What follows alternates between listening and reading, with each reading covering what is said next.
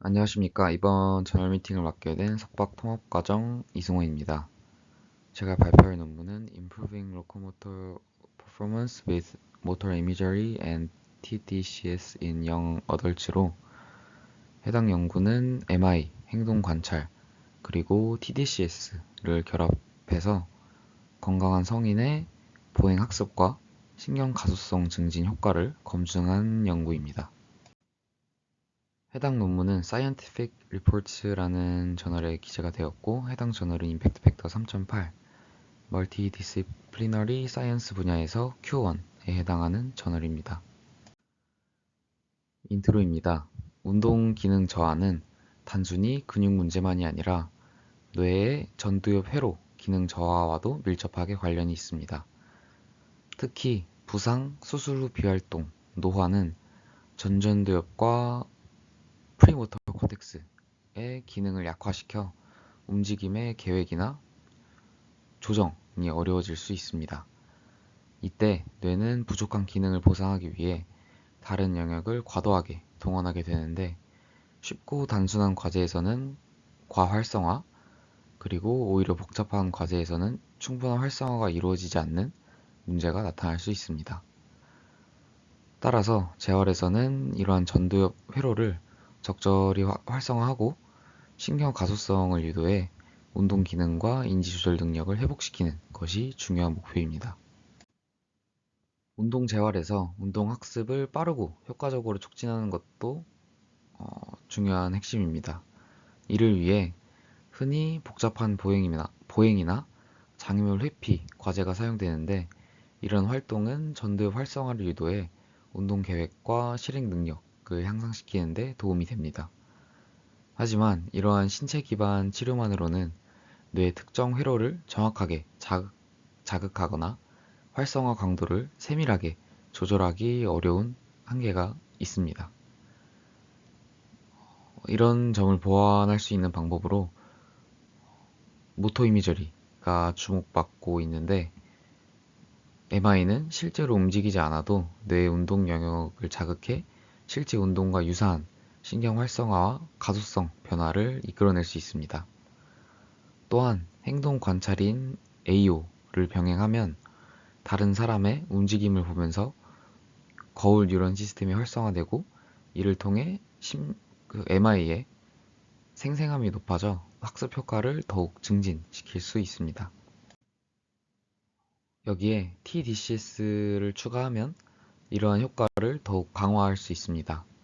TDCS는 약한 전류를 이용해 전두엽 실행 회로의 흥분성을 조절하여 운동 학습과 신경 가속성을 촉진하는 비침습적 뇌 자극 기법입니다.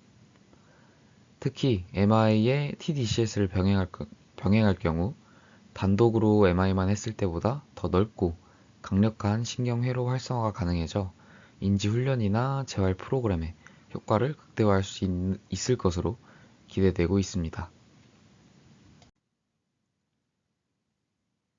따라서 본 연구에서는 MI, AO, 그리고 TDCS를 결합해서 이러한 접근이 건강한 성인의 보행 학습에 얼마나 효과적인지를 검증하고자 하였습니다. 본 연구에서는 총 40명의 건강한 피험자가 모집되었습니다. 이 중 TDCS에 적합하지 않은 2명이 제외되었고, TDCS를 인가받는 액티브, 가짜 작을 인가받는 쉔, 그리고 컨트롤 총 3그룹으로 나뉘었습니다. 그룹을 나누는 건 랜덤으로 나눴다고 하고, 해당 연구에서 7일 간격으로 실험을 이틀 진행했는데, 액티브 그룹에서 1명, 쉔 그룹에서 1명, 컨트롤 그룹에서 3명이 중도 탈락해서 최종적으로 각각 12명, 11명, 10명으로 분석이 진행되었습니다. 실험은 앞서 말씀드린 것처럼 총 이틀이 진행이 됐는데, 우선 첫째 날에 프리 테스트, 인터벤션, 포스트 테스트가 진행되고, 둘째 날에 리텐션 테스트가 진행됐습니다. 프리 테스트, 포스트 테스트, 그리고 리텐션 테스트에는 F널스 측정과 걷기 태스크가 진행이 되고, 인터벤션 때는 TDCS 자극을 맞으며 AO와 MI를 동시에 진행했습니다. 인터벤션 때는 따로 F널스 측정을 하진 않았고, 걷기 태스크는 위에 그림에 보이는 것처럼 한 번 할 때 총 3번이 진행이 되고, F널스 기준점을 위해 레스트와 걷기가 번갈아가며 진행됐습니다. 오른쪽 위 그림이 걷기 태스크의 도면을 나타내는데, 보시는 것처럼 트랙에 여러 가지 장애물들이 있고, 피험자는 스타트 지점에서 시작해 장애물들을 피해가며 다시 스타트 지점으로 돌아와야 했습니다. 장애물 유형은 예상하는 것을 방지하기 위해 진행할 때마다 무작위로 배치됐고, 장애물 높이도 15, 17, 30cm 무작위로 선정되었습니다. F널스는 헤드밴드 형태의 장비를 사용했습니다. 8개의 에미터와 2개의 디텍터가 있고 이마 쪽에 두르고 측정했습니다. 분석은 옥시 헤모글로빈과 디옥시 헤모글로빈을 사용했습니다. TDCS는 운동 학습을 향상시키기 위해 DLPFC 양측을 사용했고, F3에 음극, F4에 양극 전극을 부착했습니다. 다음으로 결과입니다. 우선 그룹별 참가자 정보 및 실험 첫날과 둘째 날 시간 간격입니다. 모든 그룹에서 모든 피험자가 모두 7일 내외의 간격으로 실험을 진행한 것을 확인할 수 있습니다. 다음은 MIQ3와 TDCS 민감도 설문지 결과입니다. 두 그룹 모두 MIQ3 하위 항목 간의 유의미한 차이는 없었고, 포스트 TDCS 민감도에서 유의미한 차이가 있었으며, 액티브 그룹이 더 불편감을 적게 느꼈음을 나타냅니다. 다음은 걷기 태스크 완료 시간 결과입니다. 앞에서 한 번 할 때 3번 걷기를 진행했다고 했는데, 해당 결과는 이 3번 걷기 동안 걸린 시간을 평균한 것입니다. 프리와 포스트는 TDCS 전후의 결과이고, 위크는 일주일 후 결과입니다. 액티브 그룹은 프리 대비 포스트와 윅에서 유의미한 시간 감소를 보였고, 컨트롤 그룹에서 프리 대비 윅에서 유의미한 감소를 보였습니다. 액티브 그룹이 쉔에 비해 자극 이후 성능이 증가하고, 일주일 후에도 성능이 꾸준히 증가를 보여 MI만 했을 땐 운동 학습 촉진이 잘 이루어지지 않지만, MI와 TDCS 자극을 함께 했을 때 학습 촉진이 잘 이루어짐을 나타낼 수 있습니다. 여기서 좀 의아한 점은 컨트롤 그룹은 일주일 후 성능 향상이 있었지만 쉔 그룹은 없었다는 점인데, 해당 논문에서는 이를 반복 학습을 통한 성능 향상일 수 있다고만 언급하고, 쉔과 컨트롤 그룹의 차이를 보인 이유에 대해서는 언급이 없었습니다.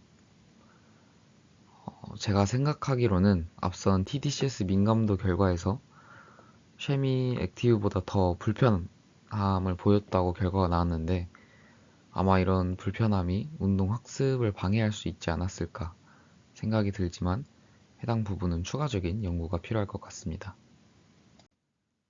다음은 한 피험자의 레스트와 걷기 중 옥시 헤모글로빈 변화 예시 결과인데, 레퍼런스 블락이 레스트이고 옵스테클 코스가 걷기를 나타냅니다.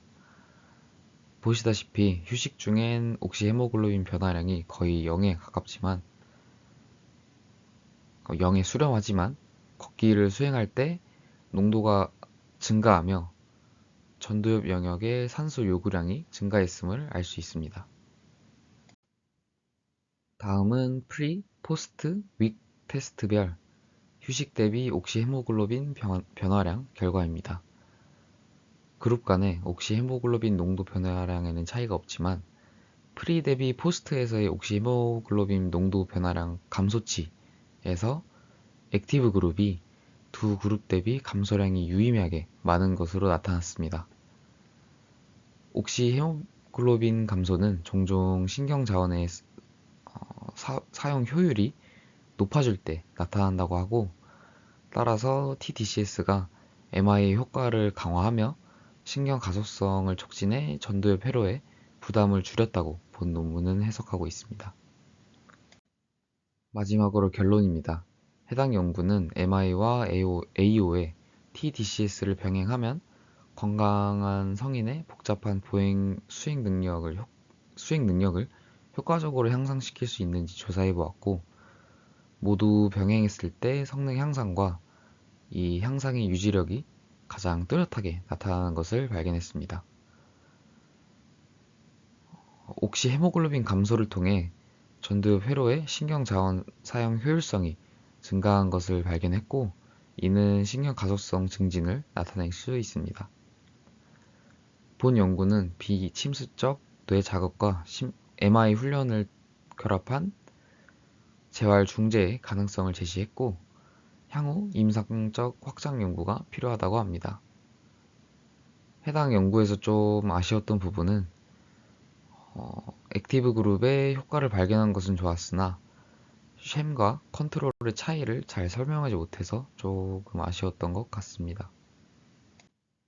이상 발표를 마치도록 하겠습니다. 들어주셔서 감사합니다.